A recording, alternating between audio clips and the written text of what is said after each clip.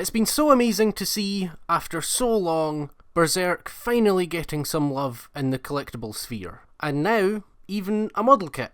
If you haven't heard of Plamatea before now, no one could blame you, because this is only their second release after a Hatsune Miku.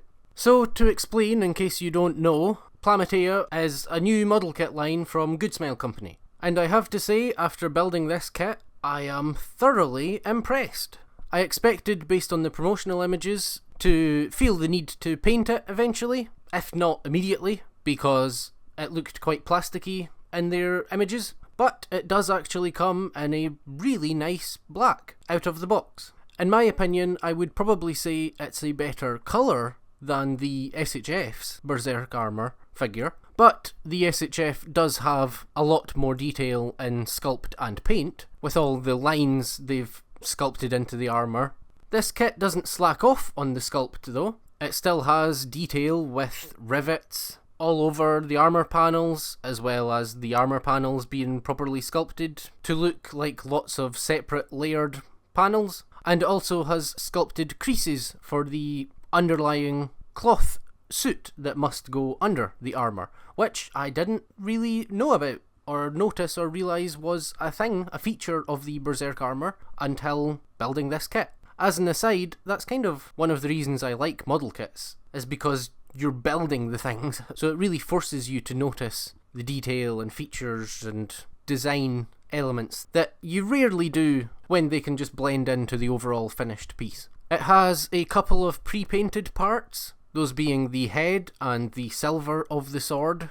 They've done a really good job on the head, and it stands out a lot more than the SHF on both sides, which is the only thing with it. They've made it a 2-in-1 for some reason. One side is just a standard red that still stands out more than the SHF's more metallic red, and the other side is a great, really nice orange with red around the edge to give it a really quite effective glowing effect that just looks really nice. But that's kind of why it's a little unfortunate that it is a 2-in-1 for some reason, because I just vastly prefer this orange side. And again, next to the SHF, as you can see, it is bigger, which I personally actually really like, because the model kit just overall looks more intimidating. And it is a suit of armour, so even though this will mean it won't scale as well with many other things and the rest of the SHF line, you could still make it fit and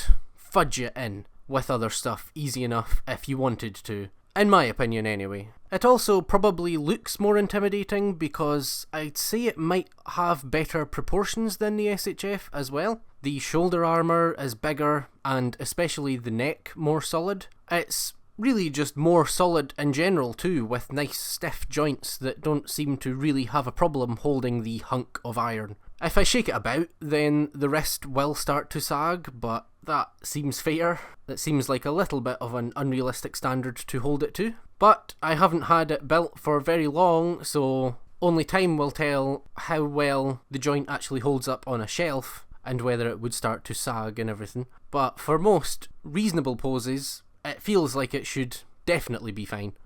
And at least it starts strong. It does have one loose joint, which is forward and back of the hips, but only for a certain limited range of motion. I can only think it's until it starts to collide with the armour, but it doesn't really look like it's colliding. And that is looser because of the design they've went with for the hip joint. The leg just attaches into the body on a peg, and so there's not really much surface area or anything for the plastic to really catch and grip onto in order to really let it be tight, or at least make it easier for them to make it tight anyway. But I do think it's worth it, as you'll see when we get to articulation. I'm not sure whether it's deliberate, but it actually really, really helps out the articulation. The build was actually really pleasant. It took me 3 hours, and they did a lot of things I always want kits to do for better ergonomics. Like, the runners were actually in alphabetical order in the box. A was on top, then B, C, etc. Removing the difficulty of finding the runner that you actually need. Very nice. Such a simple optimization, but for some reason it's not the standard. But also, they're actually used in alphabetical order too. Pretty much anyway, not quite perfectly. There is the occasional part from a later runner, but usually late enough on that you can ignore it until you're using that runner anyway. For example, the elbow guards. It doesn't matter if you leave them off the arms until you're using that runner anyway. It's not affecting any kind of structural integrity, so you can just wait if it bothers you to have to find a runner that you only need for one part. Everything fits together really smoothly. I realised how good and consistent it was when I tried to put the knee armour on the wrong side and started to apply a lot of pressure, and then thought, wait a minute, nothing has been this tight so far, maybe I've made a mistake. And yeah, I actually had. I was trying to put it on the wrong side. It's still not perfect though, of course. It isn't undergated at all, for one, which isn't good for dark plastic, but I do feel like they've done a good enough job of placement and size of the nubs that they're not actually very noticeable. It also layers parts on top of each other quite a lot, which I think helps. It has a couple of awkward spots, mostly in the torso, where the instructions don't do what I'm used to in order to indicate that the centre frame piece needs to go around a certain way. In Gundam kits and stuff, there's usually 2 lines coming out of the piece that indicates, hey, make sure this is the right way around.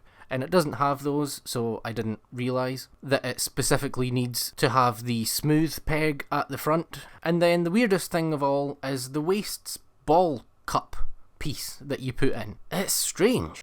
It's 2 separate ball cups that you've to put together and then put into one of the waist halves, but they don't have any kind of peg or notch or anything to hold them together. You just need to hold them together while you're pushing them into the waist half, which then keeps them together. So it's not at all actually an issue, really. It's just strange. It feels like it would have been so easy to just put even a tiny little notch so that you don't have to worry about them sliding in between your fingers, and just make it that little bit more comfortable. Unusual. So that makes it a little bit fiddly, but nothing major. There's also a bad seam line on the forearms, which is especially unfortunate because they've done such a good job avoiding and minimising them everywhere else by layering the armour in a way that makes for really quite an enjoyable build.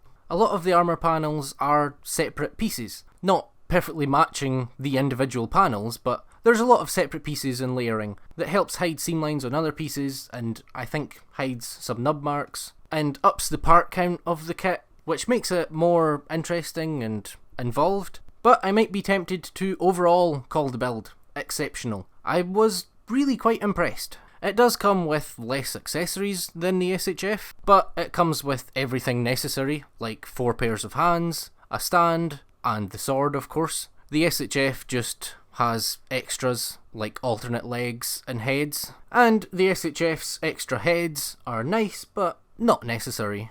The only thing is, it would have been nice to get a cannon blasting hand like the SHF comes with. That would be just a nice extra option. Lastly, of course though, you could count the capes as accessories. The SHF's is really impressive with how they've patterned it and everything to match their sculpt, but the kit matches its darker black and it's more subtle, and I could definitely see someone preferring the more simple, subtle look of the kit's cape. The articulation is also actually really impressive and surprised me. The head can look up, down a little bit before it starts to collide into the cape holder piece, whatever you would call that. But while it does move down a little bit, it kind of ends up not really looking like it. When you move the head down, it more so just kind of looks natural and like it should just be looking like that anyway in order to look more intimidating. But it does still move. Shoulders, of course, go forward and back. There is a butterfly motion achieved by the armour panel moving forward and back that is just seamlessly integrated and works really quite well. It could work better because the arm is just attached with a peg into the body, and the peg hole that it's attached into is quite recessed into the body, which doesn't matter with it just being a peg. But if they had instead changed it to be a ball joint and brought the cup for the ball joint out a little bit, you could get a lot more range of motion and a lot more natural movement and being able to shift the shoulder up and down and everything like that as well. And without that, it can't really do much with that butterfly joint. It lets the arms only slightly come across the chest. The arms can then come out 90 degrees. They can go further, but I just cannot get them to move further without the shoulder pad popping off. The shoulder pad is attached on a ball joint, and then that is attached on a little strut that's on a hinge that can move up and down. So the shoulder pad has plenty of movement, and seems like they tried to design it to be able to move out of the way and not hinder the arm, but it does. 90 degrees is still sufficient, and you might be able to get it further, but I can't. Then it has bicep swivel, the elbow bend goes this far, the wrists are on ball hinges that are nice and tight, like I said earlier. You don't really have to worry about them moving under normal circumstances. The waist has a lot of motion. You can get the top joint to go almost 90 degrees forward, and then combine it with the bottom joint, and you can actually get a 90 degree torso bend, which is fantastic. Backwards is less impressive. Unfortunately, it gets quite gappy at the top joint if you move it back, because you can see they've added a little cutout in order to help get that insane forward motion, which I 100% think is worth it. Rotation on both of those joints, of course, and then side to side is also similarly excellent. Not quite as insane, it doesn't get 90 degrees to the side, but oh, plenty. Then the hips are a little loose, like I said, through this range of motion, and then when you try and move them further forward, it gets really tight. I think just as the plastic starts to collide into itself. I'm not quite sure why, but the hips have a drop down motion, and combined with that and the fact that they are attached on just a peg and that the thigh swivel is a ball joint, you can get the legs to go insanely far forward. They would have to start kicking out, but yeah, you can just kind of push it into position and the hip will start to slide off the peg, helping to kind of straighten it out, and then the ball joint also shifts, and yeah, just helps and makes it fantastic. I think it's actually very worth the legs being a little loose in that initial range of motion for that insane degree of range. Backwards is a lot less impressive, but you can again use that drop down joint and the ball joint and everything and get it to go further. It's just it will start to then visibly gap from the front, so it depends on the angle you're trying to look at it from. Outwards motion looks like it should be quite limited with the armour design, but it's not. You can kick them out really far just as a baseline. The armour that sticks up can just go in under the waist, and that's only without using the drop down hip anyway, which allows the leg to go even further and do the full splits. Ball jointed thigh swivel, like I've said before. Knees go all the way, perfect, no complaints. In order to accomplish that, they have had to kind of hollow out the back of the thighs a little bit, but not in a very ugly way. They haven't had to do it a lot, and the armour panels especially help hide it. And then on top of that, you have the cape also hiding the back of the thighs. So again, I think it's worth the range, especially considering that one of its most well-known poses that's on the box and everything is a full deep squat, and they've managed to engineer this to actually be able to do it. In exchange for that, I totally think some hollowed out thighs is worth it. Lastly, the ankles go really far back, really far forward, and have a toe joint, and the toe joint is actually well designed. A lot of other companies actually don't do their toe joints very well. I can somewhat show you it on the SHF here. There's a tiny little bit of a point at one point. They'll sculpt it so that it's not actually rounded, and so if you try and use it, you end up with a big jaggy pointy out bit, or they'll put the pivot in the wrong place, things like that. But the toe joint on the kit here is great, can't take issue with it. It smoothly bends up along with the toe and is actually decently tight, meaning that it would actually be a lot more usable than most toe joints. So overall, if it somehow wasn't clear, I'm really impressed by the kit and surprised by it. It was a fun build and comes out as a really nice finished product that at very least goes toe to toe with the SHF, and really in the objective areas outright beats it, and not to even mention the Figma, which just can't compete at all. So yeah, really impressive. I'll definitely be keeping my eye on Plamatea releases in the future. There's quite a few more announced, but similar to Goodsmile's Modoroid line, it's a bunch of different stuff from all over the place. But after this, hopefully we get more Berserk from them. Skull Knight would go so hard, but seems doubtful because it might compete with their upcoming Figma release. Otherwise, I might now try their upcoming Lycoris recoil kits, even though I thought Buzzmod would be the best for them, just for the cloth skirts not hindering articulation the same as plastic ones would. But with the quality of this kit, I kind of don't feel like I can rule out any Plamateas going forward in future. So yeah, an absolute surprise, pretty much banger of a kit. Highly recommended if you can find it for a decent price. But even then, the SHF is very expensive, so it kind of doesn't really even have to be a decent price for it to be, debatably at least of course, worth it. Highly recommend it. Thank you so much for watching. Until hopefully next time, bye.